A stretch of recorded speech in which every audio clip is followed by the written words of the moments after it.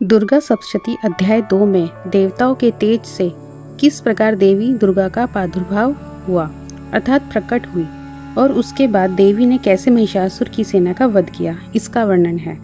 दुर्गा सप्तशती के 700 श्लोकों में से इस अध्याय में 69 श्लोक आते हैं। इससे पहले कि हम आगे बढ़ें, आपका स्वागत करते हैं अपनी इस YouTube चैनल ज्ञान गंगा में। तो आगे बढ़ते हैं अपनी कथा की ओर। महर्षि मेघा बोले, प्राचीन काल में देवताओं और असुरों में पूरे 100 वर्षों तक घोर युद्ध हुआ था। उनमें असुरों का स्वामी महिषासुर था और देवराज इंद्र देवताओं के नायक थे। इस युद्ध में देवताओं की सेना परास्त हो गई थी और इस प्रकार संपूर्ण देवताओं को जीत महिषासुर इंद्र बन बैठा था। युद्ध के पश्चात हारे हुए देवता प्रजापति श्री ब्रह्मा को साथ लेकर उस स्थान पर पहुंचे जहां पर कि भगवान शंकर विराजमान थे। देवताओं ने अपनी हार का सारा वृतांत भगवान श्री विष्णु और शंकर जी से कह सुनाया। वह कहने लगे, हे प्रभु, महिषासुर सूर्य, इंद्र, अग्नि, वायु, चंद्रमा, यम, वरुण तथा अन्य देवताओं के सब अधिकार छीनकर सबका अधिष्ठाता स्वयं बन बैठा है। उसने समस्त देवताओं को स्वर्ग से निकाल दिया है। मनुष्यों की तरह पृथ्वी पर विचर रहे हैं। दैत्यों की सारी करतूत हमने आपको सुना दी है और आपकी शरण में इसलिए आए हैं कि आप उनके वध का कोई उपाय सोचें। देवताओं की बातें सुनकर भगवान श्री विष्णु और शंकर की जो दैत्यों पर बड़ा गुस्सा आया। उनकी बाहें तन गई और आंखें लाल हो गई। गुस्से में भरे हुए भगवान विष्णु के मुख से बड़ा भारी तेज निकला और उसी प्रकार का तेज भगवान शंकर जी, ब्रह्मा जी और इंद्र आदि दूसरे देवताओं के मुख से प्रकट हुआ। फिर वह सारा तेज एक में मिल गया और तेज का पुंज वह ऐसे देखता था जैसे कि ज्वालमान पर्वत हो।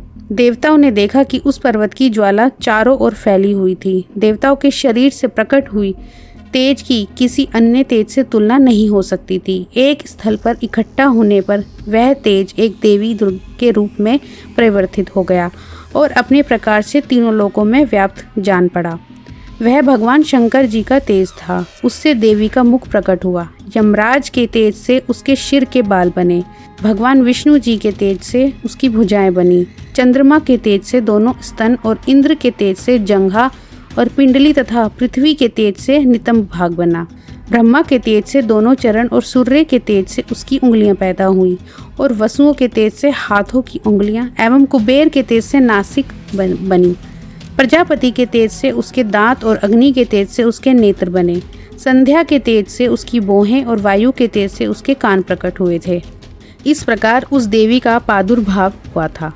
महिषासुर से पराजित देवता उस देवी को देखकर अत्यंत प्रसन्न हुए। भगवान शंकर जी ने अपने त्रिशूल में से एक त्रिशूल निकालकर उस देवी को दिया और भगवान विष्णु ने अपने चक्र में से एक चक्र निकालकर देवी को दिया। वरुण ने देवी को शंख भेंट किया। अग्नि ने उसे शक्ति दी। वायु ने उसे धनुष और बाण दिए। सहस्त्र नेत्रों वाली श्री देवराज इंद्र ने उसे अपने वज्र से उत्पन्न हुई वज्र दिया और ऐरावत हाथी का एक घंटा उतारकर देवी को भेंट किया। यमराज ने उसे कालदंड में ले एक दंड दिया। वरुण ने उसे पाश दिया। प्रजापति ने स्फटिक की माला दी और ब्रह्मा जी ने उसे कमंडलू दिया। सूर्य ने देवी के समस्त रोमों में अपनी किरणों का तेज भर दिया। काल ने उसे चमकती हुई ढाल और तलवार दी तथा उज्जवल हार और दिव्या वस्त्र उसे भेंट किए और उनके साथ ही उसने दिव्य चूड़ामणि दी। 2 कुंडल, कंकण, उज्जवल अर्धचंद्र, बाहों के लिए बाजूबंद, चरणों के लिए नुपुर, गले के लिए सुंदर हंसली और अंगुलियों के लिए रत्नों की बनी हुई अंगूठियां उसे दी।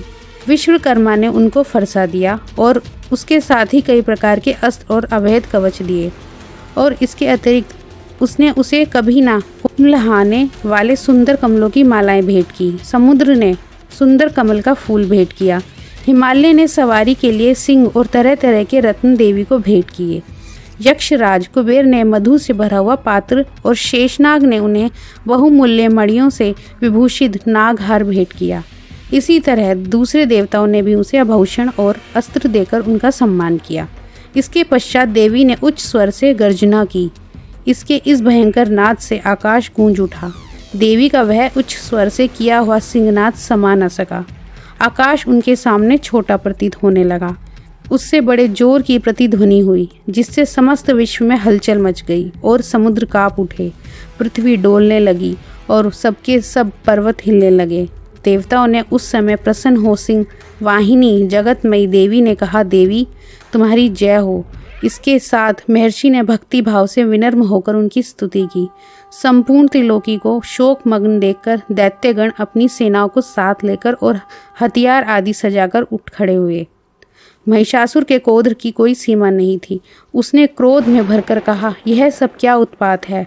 फिर वह अपनी सेना के साथ उस ओर दौड़ा जिस ओर भयंकर नाद का शब्द सुनाई दिया था, और आगे पहुंचकर उसने देवी को देखा जो कि अपनी प्रभा से तीनों लोगों को प्रकाशित कर रही थी। उसके चरणों के भार से पृथ्वी दबी जा रही थी। माथे के मुकुट से आकाश में एक रेखा से बन रही थी और उसके धनुष की टंकोर से सब लोग क्षुब्ध हो रहे थे। देवी अपनी सहस्त्र भुजाओं को संपूर्ण दिशाओं में फैलाए खड़ी थी। इसके पश्चात उनका दैत्यों के साथ युद्ध छिड़ गया और कई प्रकार के अस्त्र शस्त्रों से सबकी दिशाएं उद्भासित होने लगी। महिषासुर की सेना का सेनापति चिक्षुर नामक एक महान असुर था। वह आगे बढ़कर देवी के साथ युद्ध करने लगा और दूसरे दैत्यों की चतुर्गणी सेना साथ लेकर चामर भी लड़ने लगा और 60,000 महारथियों को साथ लेकर उदग्र नामक महादैत्य आकर युद्ध करने लगा और महाहनु नामक असुर 1 करोड़ राथियों को लेकर 80 लोमा नामक असुर 5 करोड़ सैनिकों को साथ लेकर युद्ध करने लगा। वाशकल नामक असुर 60 लाख असुरों के साथ युद्ध में आ डटा। विडाल नामक असुर 1 करोड़ राथियों सहित लड़ने को तैयार था। इन सब के अतिरिक्त और भी हजारों असुर हाथी और घोड़ा साथ लेकर लड़ने लगे और इन सब के पश्चात महिषासुर करोड़ों रथों हाथियों और घोड़ों सहित वहां आकर देवी के साथ लड़ने लगे। सभी असुर तोमर, भिंदीपाल, शक्ति, मूसल, खड़ंग, फरसों, पट्टियों के साथ रणभूमि में देवी के साथ युद्ध करने पहुंचे। कई शक्तियां फेंकने लगे और कोई अन्य शस्त्र आदि। इसके पश्चात सबके सब दैत्य अपनी अपनी तलवारें हाथों में लेकर देवी की ओर दौड़े और उसे मार डालने का उद्योग करने लगे, मगर देवी ने क्रोध में भरकर खेल ही खेल में उनके सब अस्त्रों शस्त्रों को काट दिया। इसके पश्चात ऋषियों और देवताओं ने देवी की स्तुति आरंभ कर दी और वह प्रसन्न होकर असुरों के शरीरों पर अस्त्र शस्त्रों की वर्षा करती रही।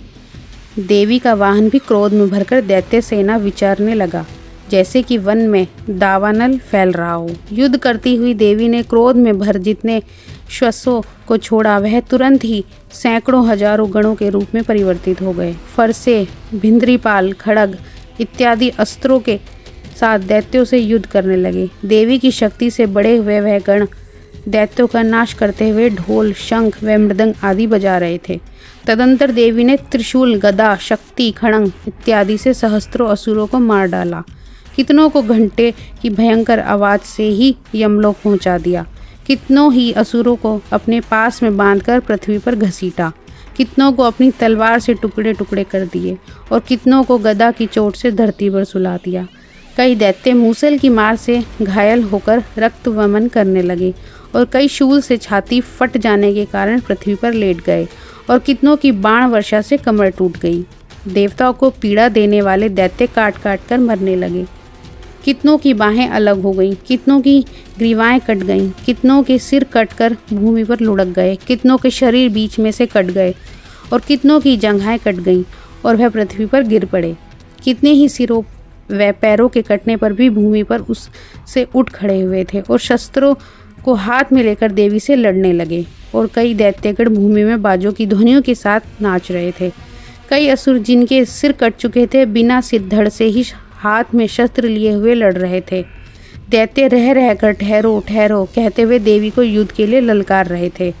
जहाँ पर यह घोर संग्राम हुआ था वहाँ की भूमि रथ, हाथी, घोड़े और असुरों की लाशों से भर गई थी और असुर सेना के बीच में रक्तपात होने के कारण रुधिर की नदियां बह रही थीं।